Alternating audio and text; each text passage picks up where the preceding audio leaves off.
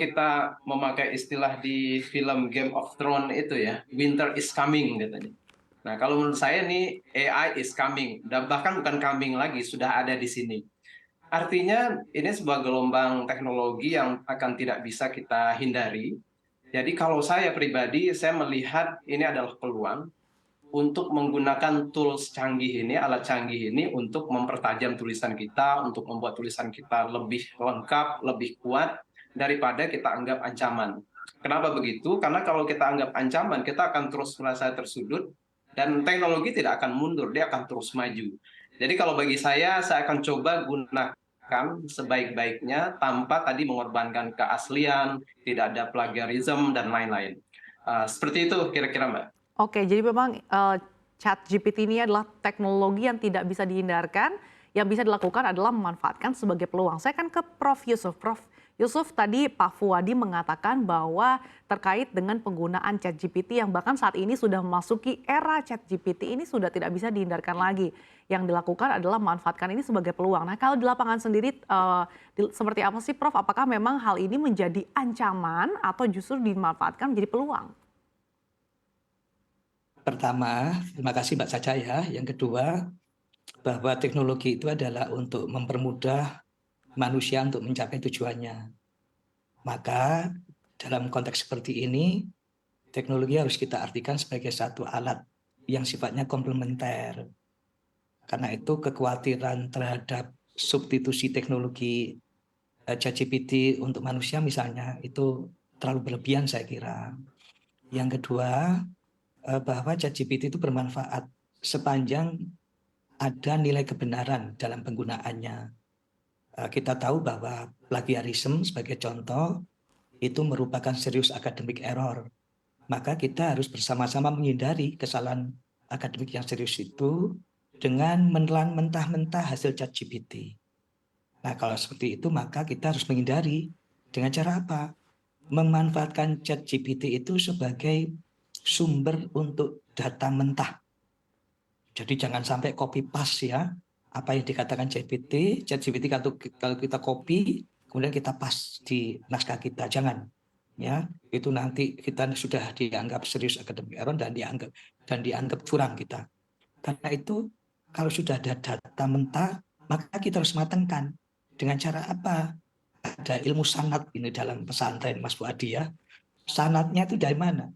Kalau dia mengatakan A ini dari mana sumbernya, referensi dan seterusnya.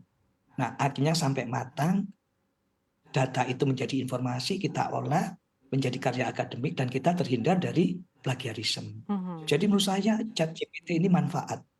Tergantung dari kita tujuannya apa. Kalau tujuannya untuk kemuliaan, maka yang mulia ChatGPT itu. Tapi sebaliknya kalau kita curang, ya curang dunia ini. Jadi tergantung kita saya kira. Oke, artinya jangan terlalu menelan mentah-mentah ya Prof ya, harus Jangan menelan mentah-mentah. Jadikan ini adalah partner kita, komplementer ya dalam kehidupan kita, sehingga kita ini lebih mudah lagi. Kan apa? Tujuan teknologi itu adalah untuk mempermudah kehidupan kita, bukan untuk mengganti kita. Gitu ya. Untuk memudahkan ya Prof. Oke, saya kan ke Pak Fuadi. Pak Fuadi, tadi Anda juga mengatakan bahwa ChatGPT ini bisa digunakan oleh para penulis untuk mempertajam penulisan. Tapi bagaimana dengan kalau misalkan masyarakat menggunakan ChatGPT, kemudian nanti yang keluar ada data-data atau mungkin kutipan-kutipan yang sebetulnya ini ditulis juga oleh para penulis. Apakah ini tidak menentang dari copyright? Ini bagaimana tanggapan Anda? Ya, menurut saya salah satu isu yang menjadi pertimbangan para penulis dan industri penerbitan buku adalah tentang bagaimana kalau dari hasil ChatGPT itu yang keluar adalah kutipan sana-sini dan kemudian diakui itu sebagai milik mereka. Nah, ini problem, Mbak. Jadi menurut saya sebagai teknologi, dia sekali lagi sama dengan Profesor Yusuf tadi adalah tools yang bisa kita pakai. Tapi tools ini mungkin perlu juga dalam sebuah regulasi yang diatur mungkin oleh pemerintah atau asosiasi, sehingga tidak ada di sana pelanggaran terhadap hak cipta. Nah, kita kan tahunya ChatGPT ini belajar dari data yang sangat luas dari berbagai data, tulisan, dan ChatGPT tidak punya perasaan tentunya, tidak punya rasa, jadi dia mengambil saja. Nah, menurut saya mungkin di sini yang perlu adalah regulasi itu begitu dia mengambil karya orang lain itu adalah sebuah pelanggaran terhadap hak cipta.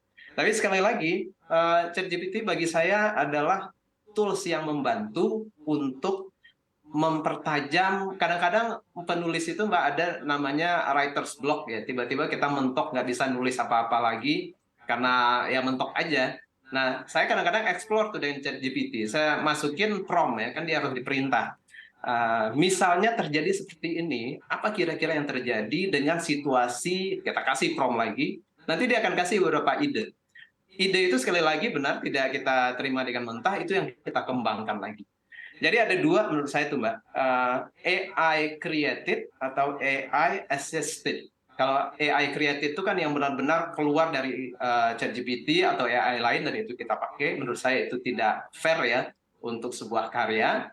Yang benar, yang mungkin benar ya, AI hanya membantu kita di awal, lalu dia AI assisted, lalu nanti kita olah, kita edit, dan kita masukkan rasa kita ke sana. Karena menulis, apalagi bagi saya menulis fiksi, itu masalah tentang rasa, emosi, dan itu hanya ada pada manusia. Karena itu muncul dari hati, bukan dari mesin. Oke, Pak Fuadi, tapi permasalahannya kalau ternyata di ChatGPT itu malah justru keluar data-data ataupun mungkin hasil yang dikeluarkan oleh penulis, ini seperti apa? Apakah nantinya kan tentunya penulis tidak dapat royalti, tentunya ini juga data-datanya akan dipaksa keluar di ChatGPT. Apakah ini justru tidak merugikan para penulis? Ya, menurut saya ini merugikan. Makanya di sini perlu mungkin ada regulasi yang saya juga tidak tahu akan bagaimana ya, karena ChatGPT terus berkembang, sementara regulasi itu kayak mengejar terus teknologi. Mungkin ini agak susah. Tapi apapun yang terjadi, menurut saya itu kan akan terus berlangsung ya. Mending penulis itu fokus pada kreativitinya. Karena ChatGPT tidak kreatif, dia akan tergantung pada feeding dari kita, pada prompt dari kita. Lalu penulis itu fokus pada emotional intelligence yang muncul dari diri dia, karena sekali lagi mesin tidak menghasilkan frekuensi emosi dari tulisannya itu. Nah, itu yang kita bisa fokus sebagai penulis menurut saya, dan tentu saja fokus pada personality dari gaya kita. Walaupun ChatGPT sekarang bisa mengcopy gaya penulis tertentu, tapi itu tidak mengcopy 100% ya, karena gaya itu sekali lagi muncul dari perasaan, dari olah batin seorang penulis.